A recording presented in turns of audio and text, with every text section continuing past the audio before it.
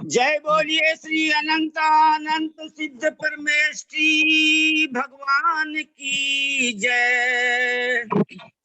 जय श्री ओम नमः सिद्धेभ्य, जय श्री ओम नमः सिद्धेभ्य, जय श्री ओम नमः सिद्धेभ्य। नमो अरहंताणम, नमो सिद्धाणम, नमो आहिरियाणम, नमो उवजायाणम, नमो लोये सब्बसाहूणम्। तुभ्यं नमः त्रिभुवनार्तिहराय नाथ, तुभ्यं नमः क्षितितलामलभूषणाय, तुभ्यं नमः त्रिजगत परमेश्वराय, तुभ्यं नमो जिनभवो यदिशोषणाय। ओम ह्रीं 1008 श्री आदिनाथ जिनेन्द्राय नमो नमः। ओम ह्रीं 1008 श्री श्रेयांसनाथ 11वें तीर्थंकर श्रेयांसनाथ तीर्थंकर जिनेन्द्र देवाय नमो नमः। थे ज्ञान सागर गुरु मम प्राण प्यारे, थे पूज्य साधु गण से बुध मुख्य न्यारे, शास्त्रानुसार चलते तुझको चलाते, वंदो उन्हें विनय से सिर को झुकाते, वंदो उन्हें विनय से सिर को झुकाते, वंदो उन्हें विनय से सिर को झुकाते। आदरणीय मधु बहन जी काला साहब, सादर जय जिनेन्द्र। आज आपको ऋषभनाथ भगवान की पूजा कराना है। पूजा का स्थापना का छंद गाने की कृपा करें, प्रारंभ कीजिए। ऋषभनाथ भगवान, आदिनाथ भगवान, हाँ आदिनाथ भगवान।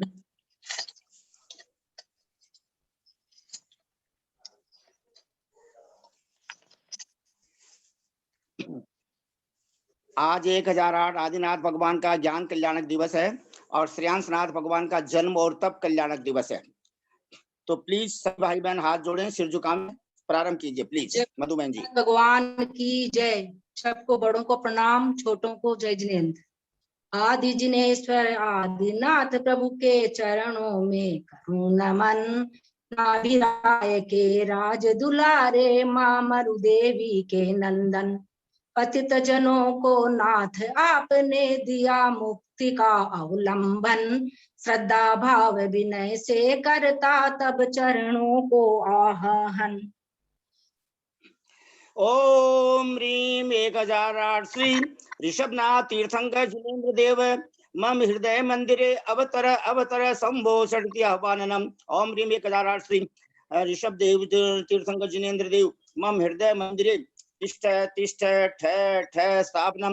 ओम ह्रीं 1008 श्री ऋषभनाथ तीर्थंकर जिनेन्द्र देव मम हृदय मंदिरे सन्निहितो भव भव वषट सन्निधिकरणम परिपुष्पांजलिं क्षिपामि। ओम ह्रीं 1008 श्री आदिनाथ तीर्थंकर जिनेन्द्र देवाय जलम चंदनम अक्षतम पुष्पम नैवेद्यम दीपम धूपम फलम अर्घ्यम निर्वपामीति स्वाहा। ओम ह्रीं 1008 श्री आदिनाथ तीर्थंकर जिनेन्द्र देवाय गर्भ कल्याणक प्राप्ताय, जन्म कल्याणक प्राप्ताय, तप कल्याणक प्राप्ताय अर्घ्यम निर्वपामीति स्वाहा। प्लीज मधु बहन जी ज्ञान कल्याणक का छंद गाने की कृपा करें। फागुन बदी एकादशी को प्रभु चार घातिया नाश किया, कर पुरुषार्थ प्रबल जिनवर ने केवल ज्ञान प्रकाश लिया, समो शरण में सब जीवों के मिथ्या तव का नाश हुआ। हुई प्रफुल्लित धरती ही क्या प्रमुदित सब आकाश हुआ। ओम ह्रीम 1008 श्री आदिनाथ जिनेन्द्र देवाय। आज के दिन फागुनवदी एकादश्याम केवल ज्ञान प्राप्ताय अर्घ्यम निर्वपामीति स्वाहा। नमो ऋषभ कैलाश पहारम। ओम ह्रीम 1008 श्री आदिनाथ जिनेन्द्र देवाय। अष्टापद गिरी अपर नाम कैलाश पर्वत से मोक्ष मंगल मंडिताय। हमारे आदरणीय ब्रह्मचारी भैया जी के नाम तो इसीलिए रखे गए कैलाश जैन कि वो ऋषभनाथ भगवान मोक्ष गए और हमको मोक्ष पहुंचा रहे हैं। इसलिए ऋषभनाथ जिनेन्द्राय कैलाश पर्वत से मोक्ष मंगल मंडिताय अर्घ्यम निर्वपामी स्वाहा। ओम ह्रीम 1008 श्री आदिनाथ जिनेन्द्र देवाय। जय माला पूर्णार्घम महार्घम निर्वपामी स्वाहा। ओम ह्रीम 1008 श्री आदिनाथ जिनेन्द्राय नमो नमः। ओम ह्रीम 1008 श्री आदिनाथ जिनेन्द्राय नमो नमः। ओम ह्रीम 1008 श्री आदिनाथ जिनेन्द्राय नमो नमः। जय बोलो 1008 श्रेयांसनाथ भगवान की जय। पूजा का स्थापना का छंद गाने की कृपा करें। श्रेयांसनाथ भगवान मधुबन जी 11वें तीर्थंकर। श्रेयांसनाथ भगवान की जय। हाँ। हे श्री नाथ मेरे भगवन में श्रेय पथ पाने आया। मैं चला अभी तक मोह पंथ भगवंत संत को ना पाया। निज रूप नहीं जाना मैंने कैसे वसुधर्व सजाऊं मैं। श्रद्धा का थाल लिया कर मैं हे स्वामी तुम्हें पुकारूं मैं। मैंने मन आंगन स्वच्छ किया विश्वास प्रभु जी आएंगे। प्रभु काल अनादि से सोए बालक को आज जगाएंगे। सभी भाई बहन हाथ जोड़े सिर झुकाएं अपने हृदय मंदिर में श्रेयांसनाथ तीर्थंकर जिनेन्द्र देव को विराजमान करें। ओम ह्रीम 1008 श्री श्रेयांसनाथ तीर्थंकर जिनेन्द्र देव मम हृदय मंदिरे अवतर अवतर संभो षट्ति आह्वाननम। ओम ह्रीम 1008 श्री श्रेयांसनाथ तीर्थंकर जिनेन्द्र देव मम हृदय मंदिरे तिष्ठ तिष्ठ ठय ठय स्थापनम। ओम ह्रीम 1008 श्री श्रेयांसनाथ तीर्थंकर जिनेन्द्र देव मम हृदय मंदिरे सन्निहितो भाव भाव वशट सन्निधिकरणम परिपुष्पांजलिम क्षिपामि। ओम ह्रीम 1008 श्री श्रेयांसनाथ तीर्थंकर जिनेन्द्र देवाय जलम चंदनम अक्षतम पुष्पम नैवेद्यम दीपम धूपम फलम अर्घ्यम निर्वपामीति स्वाहा। ओम ह्रीम 1008 श्री श्रेयांसनाथ तीर्थंकर जिनेन्द्र देवाय गर्भ कल्याणक प्राप्ताय अर्घ्यम निर्वपामीति स्वाहा। बोलिए जन्म कल्याणक। फागुन बदी 11 को जन्मे देवासन भी कांप उठे। सची कहे जिनवर से स्वामी मेरा जन्म मरण छूटे। शीतल मंद सुगंधित वायु बहती है होले होले। क्षीरोदधि का क्षीर नीर ले देव सभी जय जय बोले। ओम ह्रीम 1008 श्री श्रेयांसनाथ तीर्थंकर जिनेन्द्र देवाय। आज के दिन फाल्गुन कृष्ण एकादश्याम जन्म कल्याण प्राप्ताय अर्घ्यम निर्वपामीति स्वाहा। तब कल्याणक। रुकी बहारे ऋतु बसंत की देख प्रभु वैराग्य धरा। फागुन कृष्णा 11 के दिन श्रवण वृक्ष में तप धरा। विमल प्रभा पाल की मनोहर बन पहुंची सुर नर के साथ। किए 3 उपवास साथ में 1000 हुए मुनिनाथ। ओम ह्रीम अरहम श्री 1008 श्री श्रेयांसनाथ तीर्थंकर जिनेन्द्र देवाय। आज के दिन फाल्गुन कृष्ण एकादश्याम तप कल्याण प्राप्ताय अर्घ्यम निर्वपामीति स्वाहा। ओम ह्रीम 1008 श्री श्रेयांसनाथ तीर्थंकर जिनेन्द्र देवाय केवल ज्ञान प्राप्ताय मोक्ष कल्याण प्राप्ताय अर्घ्यम निर्वपामीति स्वाहा। ओम ह्रीम 1008 श्री श्रेयांसनाथ तीर्थंकर जिनेन्द्र देवाय जय माला पूर्णार्घम महार्घम निर्वपामीति स्वाहा। ओम ह्रीम अरहम श्री 1008 श्रेयांसनाथ तीर्थंकर जिनेन्द्र देवाय नमो नमः। ओम ह्रीम अरहम श्री 1008 श्रेयांसनाथ तीर्थंकर जिनेन्द्र देवाय नमो नमः। ओम ह्रीम अरहम 1008 श्री श्रेयांसनाथ तीर्थंकर जिनेन्द्र देवाय नमो नमः। बहुत मधुबन जी आपका पुण्य देखो, आपने 2 तीर्थंकरों की पूजा गाई है। 2 तीर्थंकर 1 और 1 1 और 1 2 नहीं होते, 1 और 1 11 होते हैं। हाँ 11 होते हैं। आपका पुण्य तो देखो, यानी आपको अति शीघ्र तीर्थंकर पद की प्राप्ति होने वाली है, यह उस बात का सूचक है। जैसे बरसात आनी है ना, तो बादल आ जाते हैं, बिजलियां चमकती है, तो ये उस बात का सूचक है। बहुत सुंदर, आपको बहुत बहुत धन्यवाद, हम सब आपके बहुत आभारी हैं। बहुत ही संक्षेप में, शीघ्रता के साथ में ऋषभनाथ भगवान के बारे में और श्रेयांसनाथ भगवान के बारे में यहाँ बतलाया जा रहा है। विशेष जानकारी आप उत्तर पुराण जी से, 24 पुराण से प्राप्त करें। ऋषभनाथ भगवान के पूज्य पिता श्री नाभि राजा जो अंतिम कुलकर थे, 14वें कुलकर, और माता मरु देवी। हाँ, लेकिन ये बात अगर खोज के बताएंगे तो बहुत अच्छा लगेगा, लेकिन ये कहीं भी है, उपलब्ध नहीं है। मरु देवी के माता पिता का नाम क्या है? What is the name of the parents of queen मरु देवी? अगर किसी को मिले तो बताना, है ही नहीं वैसे जनागम में। और उनका जन्म इक्ष्वाकु वंश में हुआ। अयोध्या में जन्म हुआ। आषाढ़वदी दूज को गर्भ कल्याणक, चैतवदी नवमी को जन्म कल्याणक, अगले महीने में आने वाला है चैतवदी नवमी, और तब कल्याणक भी चैतवदी नवमी। नीलांजना का नृत्य देखकर तब प्राप्त किया, आपको सबको मालूम है। और 4000 राजा साथ में दीक्षित हुए। मारीच के अलावा सब वापिस सुधर करके मोक्ष चले गए। 4000 राजा क्षुधा तृषा आदि सहन नहीं कर पाए मुनि बनने के बाद, तो उन्होंने जो है मुनि पद छोड़ दिया था। लेकिन जैसे ही ऋषभनाथ मुनिराज को केवल ज्ञान हुआ, तो वो सब वापिस अपने पद में स्थित होकर के तपस्या करके मोक्ष चले गए।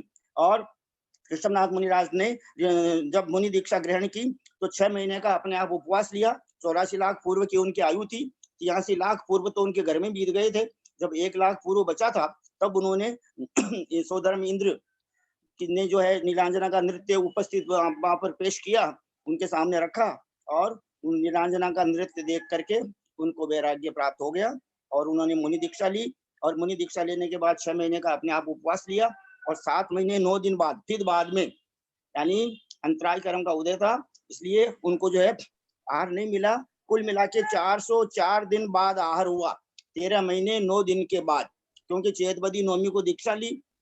और बैसाख सुदी तीज, यानी आका तीज जिसको बोलते हैं अपन मारवाड़ी में, अक्षय तृतीया, उस दिन आहार हुआ।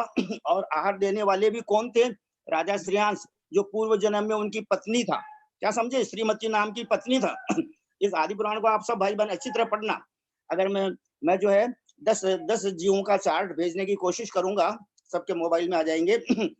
जय वर्मा, महाबल, ललितांग देव, वज्रजंग, भोग भूमिज, श्रीधर देव, सुविधि राजा, अच्युतेंद्र, वज्रनाभि चक्रवर्ती, और सर्वार सिद्धि में अहमिंद्र, और वहां से च्युत होकर ऋषभनाथ भगवान बने। क्या समझे? वो भरत चक्रवर्ती उनके पुत्र थे, बाहुबली जो है उनके पुत्र थे, यानी चक्रवर्ती भी घर में, कामदेव भी घर में। और उनके जो है 2 ब्याह हुए, तो नंदा और सुनंदा, या यशस्वती नाम भी आता है। और उनके 101 पुत्र थे और 2 सुपुत्रियां थी, जिनका नाम था ब्राह्मी सुंदरी। इस प्रकार ये उनकी बहुत संक्षेप में जानकारी इसलिए दे रहे हैं। आज आदरणीय सोनू जैन जी, सीए कोलकाता निवासी, प्लीज स्वाध्याय गुरु समयसार स्वाध्याय गुरु की संचालिका महोदया, आपसे विनम्र प्रार्थना है, पूरे 10:20 तक 2 क्लास चलाने की कृपा करें। क्योंकि हम जो है अंतर प्ररूपणा भी सुनेंगे, विवेचन, इतना सुंदर विवेचन अपने को सबको पहली बार सुनने को मिल रहा है। और आदरणीय भैया जी को सुनेंगे, क्योंकि वर्तमान योग ये चल रहा है अभी ऋषभनाथ श्रेयांसनाथ का, और करणान योग जो है ललिता बहन जी सुनाएंगे। चरणान योग जो है अपने को भैया जी रोज पुरुषार्थ सिद्धिबाई सुनाते हैं, और द्रव्यान योग समय सार सुनाते हैं। तो क्योंकि अपने को सबको भी अति शीघ्र केवल ज्ञान होने वाला है। आज ऋषभनाथ भगवान का केवल ज्ञान दिवस है। और उनका रंग कैसा था? गोल्डन, सोनू, सोना जैसा उनका सोने का रंग था। सोनू बहन जी ध्यान दीजिए।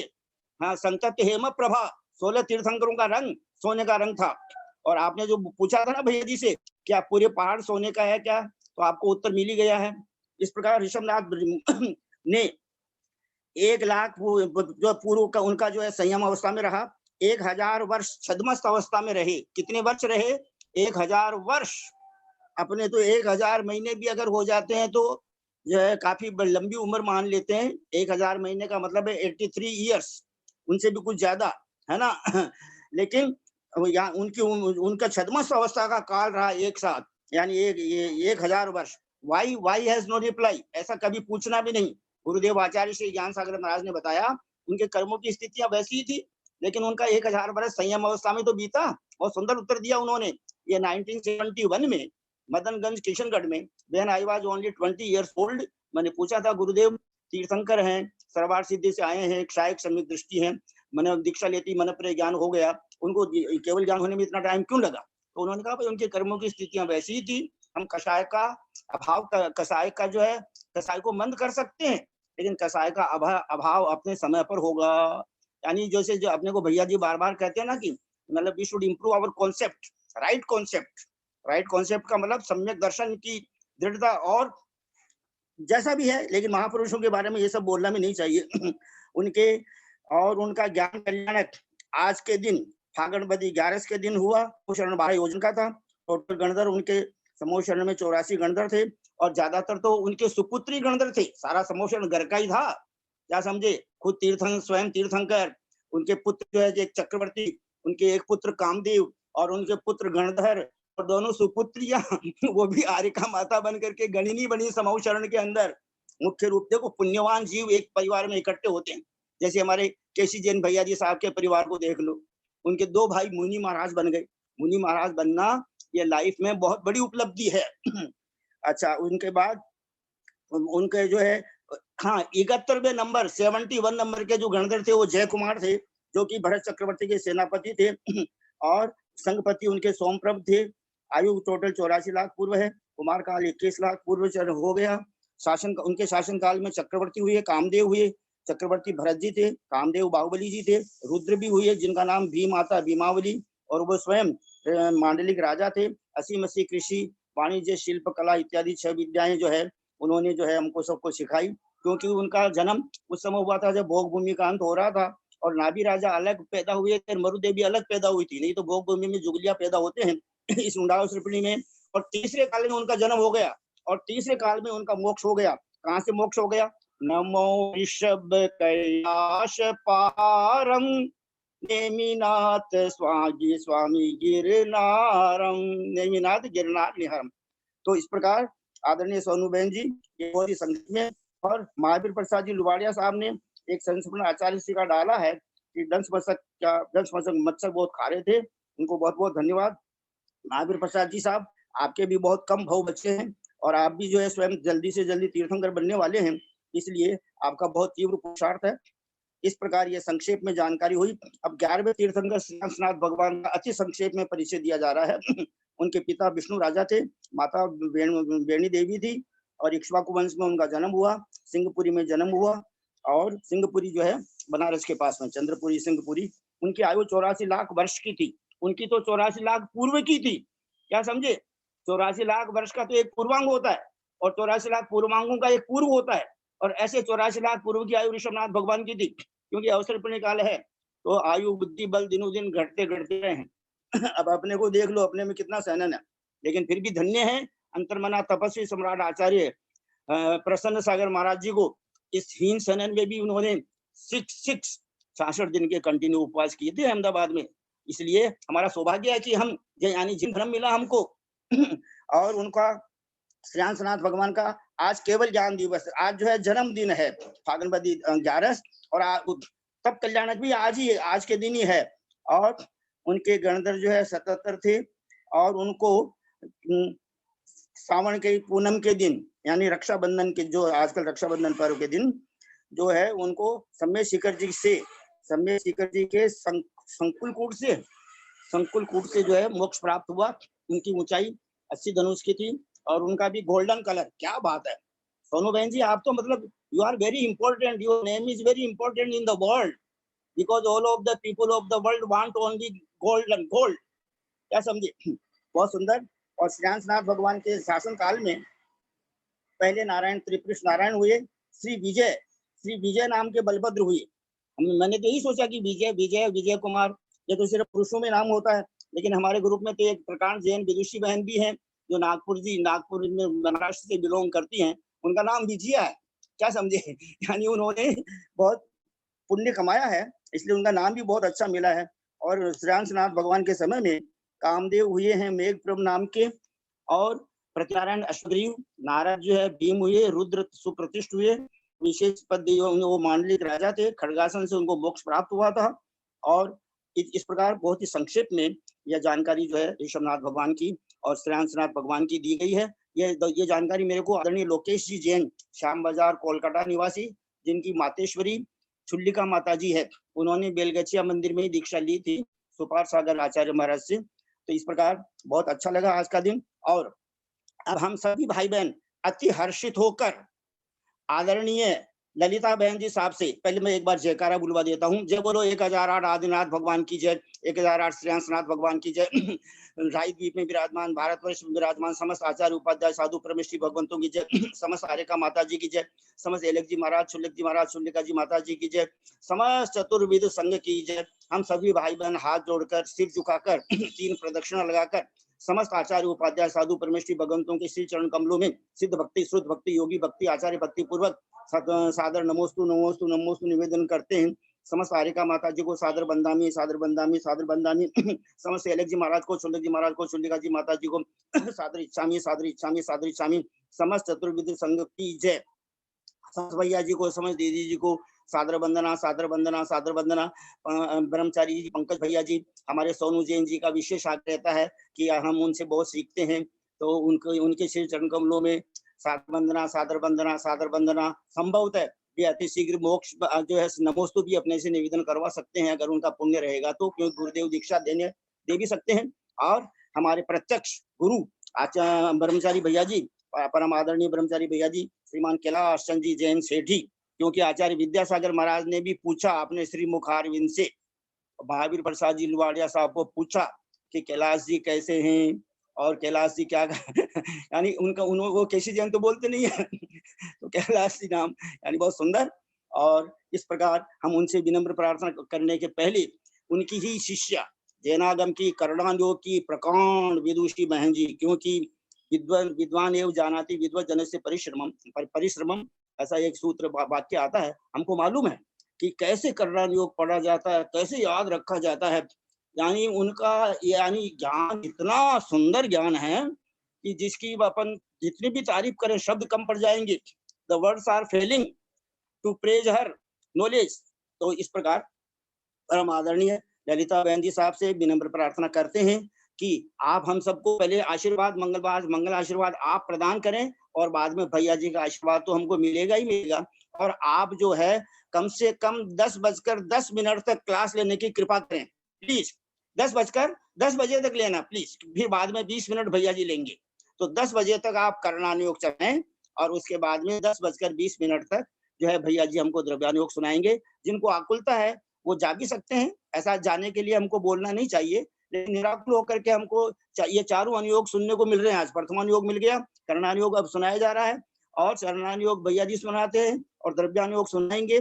इसलिए हम सभी भाई बहन हाथ जोड़कर सिर झुकाकर और श्री आदरणीय ललिता बहन जी साहब के श्री सादर चरण स्पर्श करके उनको पामाढोक, उनको सादर प्रणाम और सादर वंदना निवेदन करके उनसे विनम्र प्रार्थना करते हैं कि अंतर प्ररूपणा में जो आपने कल जहां तक समझाया था उसके आगे समझाने की कृपा करें। सभी भाई बहन हाथ जोड़े और रिक्वेस्ट करें परम आदरणीय ललिता बहन जी साहब, कोलकाता निवासी, बेंगलोर निवासी, जब 1008 संभवनाथ भगवान की जय। हाँ, मधु दूधानी जी से मेरी विशेष प्रार्थना है कि कल का प्रवचन और आज का प्रवचन और 11, 12, 13 सोनू बहन जी तीनों दिनों तक, यानी आज, कल और परसों तीनों दिनों तक जो है दो क्लास आपको चलाना है, और समय सार भी चलेगा और ये अंतर प्ररूपणा भी चलेगी। और चतुर्दशी के दिन तो प्रतिमा जी अपने को ध्यान कराएंगे। प्रतिमा जी तो वो ध्यान करावे या न करावे, वो तो उनका नाम ही ऐसा है कि प्रतिमा के समान बैठ जाओ, अपने आप केवल ज्ञान हो जाएगा, या तो प्रतिमा के समान खड़े हो जाओ, बाहुबली के समान, बाहुबली मुनिराज के समान। तो बहुत अच्छी बात है, क्योंकि प्रतिमा तो हमने तो वैसे नाम सुना था कि 11 प्रतिमा होती है, क्या समझे, और भगवान की प्रतिमा होती है 9 देवताओं में। लेकिन ये प्रतिमा जी हमारे ग्रुप में बहुत अच्छे एक निकट भव्य जीव आए हैं और उन्होंने नियम सार गाया है, और इसके अलावा उन्होंने उसके ऑडियो वीडियो बनाने में भी बहुत अच्छा सहयोग किया है, और उन्होंने अपने इस आहार दान में भी बहुत अच्छा सहयोग किया है। और उन्हीं के जेठ जी हैं शायद, जयचंद जी गंगवाल साहब, जिन्होंने हमको जैन धर्म मतलब जैनागम में इंग्लिश में अध्ययन कराया है। बहुत अच्छी बातें हैं। परम आदरणीय ललिता बहन जी साहब प्लीज। सरस्वती नमस्तुभ्यं वरदे कामरूपिणी विद्यारंभं करिष्यामि सिद्धिर्भवतु मे सदा द्वादशांग जिनवानी माता की जय, कर्णन योग ग्रंथराज की जय। केसी भाई साहब वंदना वंदना वंदना। पंडित जी साहब सादर प्रणाम, बड़ों को सादर प्रणाम, बराबर वालों को यथायोग्य जय जिनेन्द्र, सादर जय जिनेन्द्र। पंडित जी साहब, आपके पास तो ऐसे लगता है कि खाली तारीफ वाले शास्त्र भरे हुए हैं आपके हृदय में, दूसरा कुछ नहीं है, केवल आपके पास सबका बहुमान करने का एकदम लगता, पता नहीं कहाँ से इतने शब्द आपको आते हैं, कहाँ से आप इतना बोलते हैं। धन्य हो पंडित जी महाराज जी। एक कंकड़ को भी आप है ना, पत्थर को तो भगवान बनाता कारीगर और गुरु महाराज बनाते हैं मंत्र देके, आप तो कंकड़ को भगवान बना रहे हैं। हम लोग अभी कंकड़ के जैसे हैं, हम लोग को सबको आप भावी तीर्थंकर बनाते हो, आपकी जीवा पर इसी तरह हम लोगों का बसा रहे नाम। बहुत बहुत ही अच्छी बात है पंडित जी साहब। शुरू करते हैं अपने लोग। कल अपने लोग यहाँ तक समझे थे कि अप्रमत्त गुण स्थान का कितना समय है, उसका अंतर हम समझे। पहले हम लोग क्या समझ रहे हैं, हम लोग अंतर परिरूपणा समझ रहे हैं। अंतर परिरूपणा का मतलब होता है, छोटे से उदाहरण से समझते हैं, कुछ नए लोग आए हों तो, जैसे आज हमारी कोई शास्त्री जी इधर कहीं रखा गया और हमको नहीं मिल रहा है, हम 10 दिन तक खोजते रहे, नहीं मिला, 11वें दिन हमको मिला। ये शास्त्री जी के खोने का, वापस हमको मिलने का क्या अंतर हुआ? 11 दिन का अंतर हुआ। इसी तरह से जो परिणाम अभी आए, वो परिणाम वापस जब आते हैं तो उन परिणामों का अंतर होता है। इसी तरह से इस अंतर परिरूपणा में आचार्य हमें ये बता रहे हैं कि सारे गुण स्थान की व्यवस्था बता रहे हैं, किस गति में मिथ्यात्व से छूटकर वापस मिथ्यात्व में जीव कब आ जाता है, दूसरे गुण स्थान से छूट के दूसरे में वापस कब आ जाता है, कम से कम समय, जघन्य से जघन्य, उत्कृष्ट उत्कृष्ट समय तक कोई भी जीव कितना रूल सकता है संसार में, अथवा कितनी जल्दी मोक्ष को प्राप्त कर सकता है। क्योंकि मिथ्यात्व गुण स्थान छूटने का मतलब कभी न कभी वो जीव मोक्ष जाएगा ही, नियम से जाएगा। तो इस तरह अंतर परिरूपणा में सारी मार्गणाओं में हमें आचार्य सारे गुण स्थानों का अंतर बता रहे हैं। तो हम लोगों ने सुना था, तो हम लोगों ने कल पढ़ा था कि अपरमत संयत जीव का भी क्या नाम है सो उत्कृष्ट अंतर मुहूर्त है। लेकिन क्या कह रहे हैं कि ऊपर के गुण स्थानों में ले जाकर के, अपरमत गुण स्थान से कोई ऊपर की उपसम श्रेणी में चढ़ा, अंतर्मुहूर्त में सारे सारे 11 तक के गुण स्थान हो जाते हैं पूरे, और फिर वापस भी लघु अंतर्मुहूर्त में चढ़ भी गया, लघु अंतर्मुहूर्त में वो नीचे भी आ गया, वापस अप्रमत गुण स्थान में 7वां गुण स्थान जो है उसमें आ गया। तो इस तरह से उसका अंतर्मुहूर्त निकला। यहाँ पर शिष्य ने शंका की, आप इनको नीचे ले जाके क्यों नहीं अंतर बताते हैं कि 7वें से 6ठे में गया, पुनः 7वें में आया, पुनः 6ठे में चल गया, आप इतना हम लोगों को क्यों ऊपर तक ले जा रहे हैं, फिर वापस ला रहे हैं, इतनी परेशानी क्यों? तो आचार्य ने उत्तर दिया, क्योंकि उपसम श्रेणी के सभी गुण स्थानों का जो समय है, जितना समय लगता है ऊपर से जाके वापस नीचे आने में, उससे प्रमत आदि नीचे का गुण स्थान 7वें से 4थे में भेज के भी अंतर निकाल सकते हैं, 7वें से 5वें में भेज के अंतर निकाल सकते हैं, 7वें से 6ठे में भेज के अंतर निकाल सकते हैं, किसी भी गुण स्थान में भेज के अंतर निकल सकता था। पर उनका ये तर्क है कि नीचे के गुण स्थान में, प्रत्येक गुण स्थान में एक एक गुण, प्रत्येक मतलब एक एक गुण, 4थे में, 5वें में, 6ठे में, उसका समय उपसम श्रेणी में जाके लौट के आने से ज्यादा है। इसलिए कहते हैं अप्रमत गुण स्थान का जो अंतर बताया गया है वो उपसम श्रेणी में चढ़ा के बताया गया है। हम लोगों ने यहाँ तक अप्रमत गुण स्थान तक कल जाना था। अब कहते हैं उसी गुण स्थान का उत्कृष्ट अंतर कितना है? अर्ध पुद्गल परावर्तन। ये चीज हम लोग बहुत अच्छी तरह से समझ रखे हैं। 7वें छायोपसमिक सम्यक दृष्टि है, 7वें गुण स्थान तक पहुंचा, वापस वो मिथ्यात्व में, मिथ्यात्व प्रकृति के उदय में आने से मिथ्या दृष्टि बन सकता है, और मिथ्या दृष्टि बनने के बाद अगर रुल सकता है, अर्ध पुद्गल परावर्तन तक रुल सकता है, उसके बाद वो नियम से अर्ध पुद्गल परावर्तन तक से मतलब यहाँ पर ये है, अर्ध पुद्गल परावर्तन का जो समय है उसी के अंदर वो मोक्ष चला जाएगा। ऐसा नहीं कि मान लीजिए 200 बरस, हम एक समझने के लिए मान लेते हैं कि 200 बरस है, तो 200 बरस के बाद वो छायिक सम्यक दृष्टि बनेगा, ऐसा नहीं। 200 बरस के अंदर ही अंदर अंतिम समय में सैमा सेन को प्राप्त करेगा, प्रमत बनेगा, अप्रमत बनेगा, प्रमत बनेगा, क्षायिक सम्यक दर्शन प्राप्त करेगा, अनंतानुबंधी का भी संयोजन कर लेगा और वो अंतर्मूर्त में मोक्ष भी चला जाएगा। ऐसा विवेचन हम लोगों को इसमें मिलता है। जैसे उन्होंने बताया ये असंयत सम्यक दृष्टि का और अप्रमत का, प्रमत का अथवा देश संयम का, संयमा संयम जिसे कहते हैं, उसका उत्कृष्ट काल अर्धपुद्गल परावर्तन बताया। तो यहाँ पर थोड़ा सा उसकी व्याख्या कर रहे हैं कि असंयत सम्यक दृष्टि का उत्कृष्ट अंतरकाल 11 अंतर्मूर्त कम अर्धपुद्गल परावर्तन है। हम लोग बहुमान करें आचार्यों के प्रति, कितनी 11 अंतर्मूर्त, बताइए, गिन गिन के 11 अंतर्मूर्त, 11 जगह उनका स्टॉपेज हो रहा है। 11 अंतर्मूर्त से हम क्या समझे, 11 अंतर्मूर्त उसका स्टॉपेज हो रहा है, जहाँ की वो जैसे विशुद्धि करता है तो अंतर्मूर्त, पर्याय बदलता है तो अंतर्मूर्त, अनंतानुबंधी भी संयोजन करता है तो अंतर्मूर्त, हर जगह अंतर्मूर्त अंतर्मूर्त को विश्राम करना पड़ता है।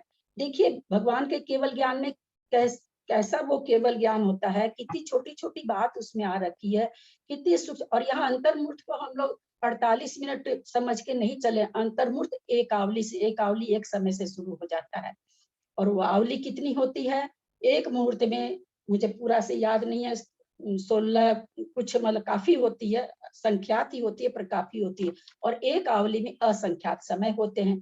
तो ऐसे एक ही समय के परिणामों की कैसे उनको केवल ज्ञान में कैसे झलका, कैसे ये, और कैसे उनकी वाणी में आया, और कैसे गंधर्वों ने इसको गुथा, कैसे आराती आचार्यों से चलता हुआ आज हम लोग को पढ़ने मिल रहा है। हम लोगों को बहुत ज्यादा अधिक बहुमान होना चाहिए आराती आचार्यों के प्रति। तो यहाँ कहते हैं, यहाँ विधि बता रहे हैं कि एक अनादि मिथ्या दृष्टि प्रथमोपसम, चूंकि हमको किसका अंतर निकालना है, असंयत सम्यक दृष्टि का। असंयत सम्यक दृष्टि मतलब चौथा गुण स्थान।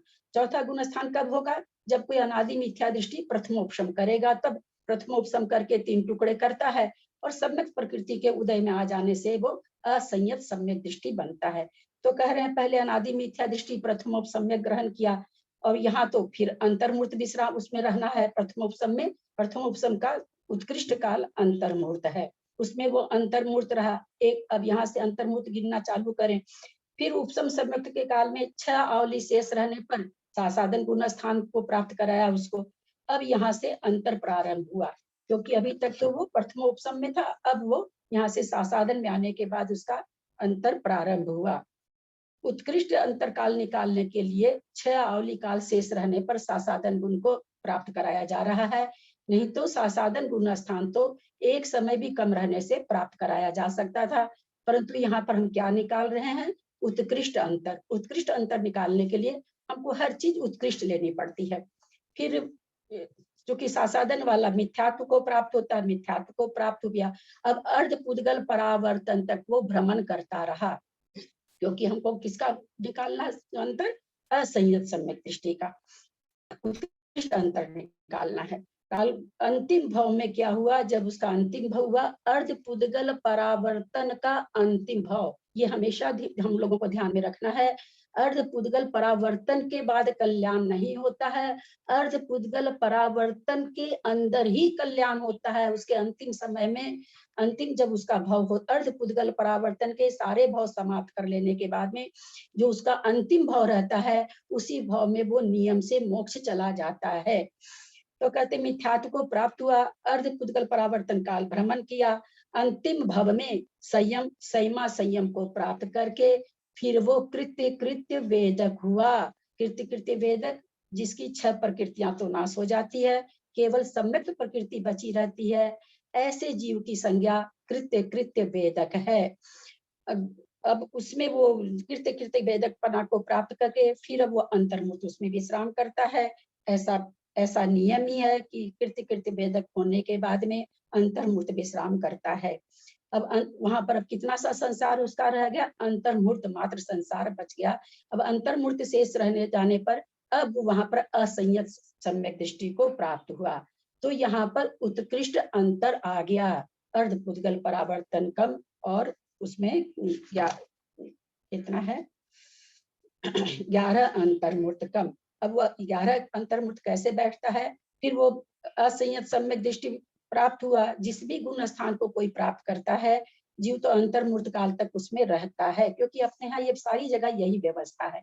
अब उसमें रहा, दूसरा अंतर्मूर्त हो गया, अब वो अप्रमत गुण स्थान में गया, तब वहां फिर ये रहा, फिर प्रमत अप्रमत में हजारों बार घुमा, फिर उसके बाद अंतर्मूर्त विश्राम किया, फिर छपक श्रेणी योग विशुद्धि और अधकरण परिणाम किया उसने, फिर अपूर्वकरण, फिर निवृत्तिकरण, सब में अंतर्मूर्त अंतर्मूर्त चल रहा है। फिर सूक्ष्म सांप्राय में अंतर्मूर्त, फिर छीन कसाय में अंतर्मूर्त, फिर सहयोगी और अयोगी और निर्वाण। सहयोग केवली यद्यपि बहुत दिनों तक रह सकते हैं। जहाँ पूर्व कोटि की आयु है, 8 वर्ष में केवल ज्ञान हो जाता है विदेह क्षेत्र में, तो बहुत दिनों तक रह सकते हैं।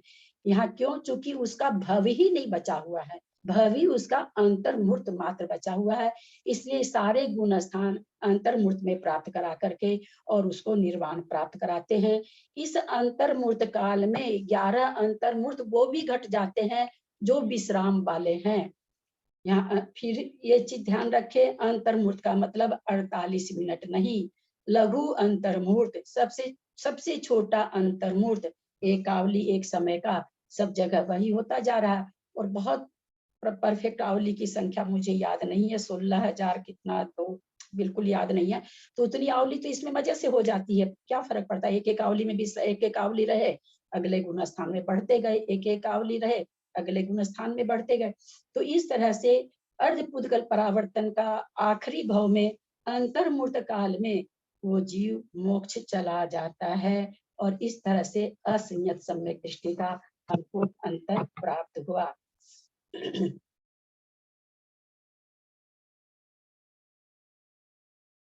यहाँ पर बता रहे हैं कि अंतिम भाव में संयम या संयमा के साथ यथासंभव जितना हो सकता रखा।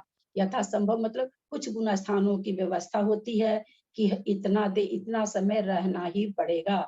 और फिर छायिक सम्यक भी बना दिया, ताकि असंयत का छायिक सम्यक क्यों बनाया गया? क्योंकि इनको असंयत सम्यक दृष्टि का चौथे गुण स्थान का उत्कृष्ट अंतर लाना था, और फिर असंयत में लाकर शीघ्र ही 7वें गुण स्थान में चढ़ा ले जाकर निर्वाण को प्राप्त करा दिया। तो इस तरह से, क्योंकि जिस जीव को भी अर्धपुद्गल परावर्तन कराएंगे उसका इनको मोक्ष बताना ही पड़ेगा, क्योंकि अर्धपुद्गल परावर्तन के बाद नियम से वो जीव उसी अर्धपुद्गल परावर्तन के समय के अंदर मोक्ष जाता है। इसलिए जहां भी अर्धपुद्गल परावर्तन उत्कृष्ट अंतर घटेगा, वहां उस जीव को मोक्ष कराना ही होगा। सही। अब चौथे गुण स्थान का उत्कृष्ट अंतर हमने समझा, 5वें गुण स्थान का उत्कृष्ट अंतर देखते हैं। एक अनादि मिथ्या दृष्टि, जैसे ही प्रथमोपसम किया, सीधा 5वें गुण स्थान में सम्यक के साथ प्राप्त कर लिया। हम लोग सभी जानते हैं कि मिथ्यात्व के 3 टुकड़े करने के बाद में चौथा, 5वां, 7वां कोई भी गुण स्थान प्राप्त किया जा सकता है। 6 आवली शेष रहने पर सासाधन गुण स्थान में गया।